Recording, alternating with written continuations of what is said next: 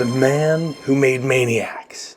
It concerns writer Jace Reed, who wrote a book entitled Maniacs that was the basis for a film of the same name. The topic? Sadomasochistic cults. After the film, Jace is plagued with crank calls and the like, and soon he's picked up by the cops as the perpetrator of a crime has accused Jace of masterminding it. He claims Jace is the leader of a sadistic cult. Jace is now literally a man making maniacs.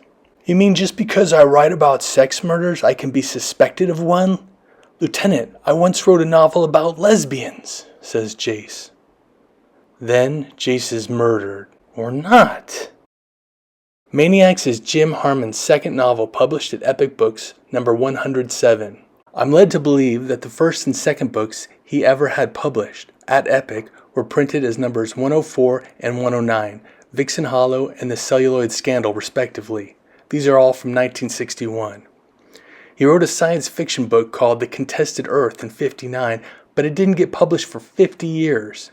He had Ramble House print it with some updates, along with his output at Epic Books, France Books, and other publishers. Besides Maniacs, I've read all Harmon's France work, and I can tell you that every setting is vastly different, and that our writer had fun. Jim Harmon was first and foremost a sci-fi fan. You can find his letters in sci-fi pulps from the early 50s. By the late 50s, his inventive short sci-fi fiction was appearing in them and continued to as he wrote for Epic and elsewhere. The Planet with No Nightmare and Worlds of If in July of 1961, for example. James Judson Harmon was born in 1933 in Illinois. When he came out west, he joined the Los Angeles Science Fantasy Society.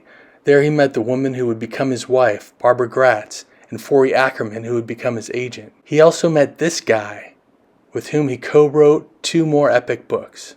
More on that fellow and the duo's other shared work when I get to one of the collabs at Epic. Harmon wrote a 6th for Epic with another fellow, William Harvey Kuhn, but all I know about that person is that Harmon referred to him as a broadcaster, furniture restorer, friend, and a book dedication, one of the Ramble House reprints. Those two wrote a few books together. Jim could write 35,000 words per week, or one book, for which he would receive $400 to $600. Eventually, tired of trying so hard to get paid, you'll remember Epic alum Mike Neer threatening to kick down a door, and sleaze going from quaint to hardcore, Harmon gaffated and turned to another one of his passions. He penned a very successful book about early radio shows.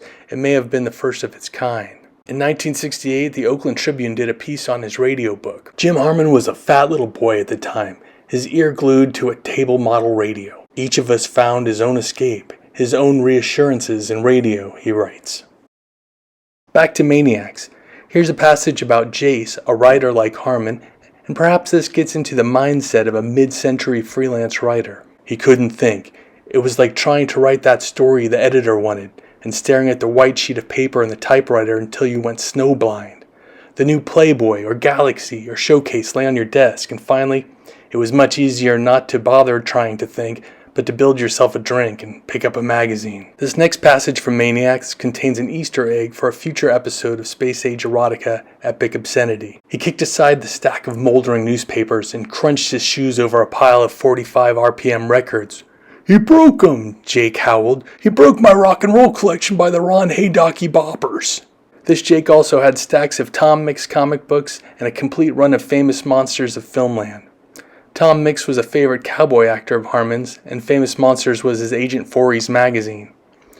I reached out to Harmon's widow for comment, but she did not respond. Charles Neutzel on Jim Harmon. I only knew Jim slightly. We had the same agent, Forey Ackerman. We bumped into one another very seldom.